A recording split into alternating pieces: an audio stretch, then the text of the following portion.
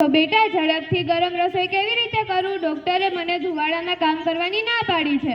હા માં, મને યાદ આવ્યું કે અમારી શાળાએ કેન્દ્ર સરકારશ્રીની ઉજ્જવલા યોજનાની વાત અમારા શિક્ષિકા બહેન કરતા હતા. તે ઉજ્જવલા યોજના શું છે? આપણને તેમાં શું લાભ મળે? તેના માટે આપણા ગામના સરપંચશ્રીને મળવું જોઈએ અને તે આપણને જરૂરી માર્ગદર્શન આપશે. ચાલ આપણે બંને પંચાયત ઓફિસે સરપંચશ્રીને મળવા જઈએ. આવો આવો, તમે બંને શા કામ માટે આવ્યા છો? અમારા ઘરમાં રસોઈ માટે લાકડા અને બળતણનો ઉપયોગ થાય છે અને ડોક્ટરે મને ધુવાડામાં કામ કરવાની ના પાડી છે. તો અમને ગેસની બોટલ અને ચૂલાની વ્યવસ્થા મળે ખરી? હા હા, કેમ નહીં. આ ઉજ્જવલા યોજના તમારા જેવા ગરીબ પરિવાર માટે જ છે. તો તેના માટે અમારે શું કરવું જોઈએ? તેના માટે તમારે આધાર કાર્ડ, બેંક પાસબુક અને કૂપનની જરૂર પડશે.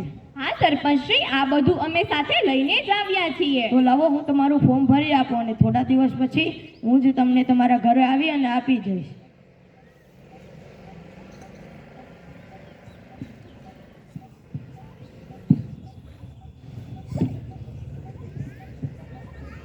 જીવીબેન, તમારી ઉજ્જવલા યોજના વિશે સહાય રૂપે ગેસની બોટલ અને ચૂલો આવી ગયા છે. તો તમે સહી કરી અને આ વસ્તુ લઈ લ્યો અને આ ઉજ્જવલા યોજના વિશે બીજી બહેનોને પણ કહીજો.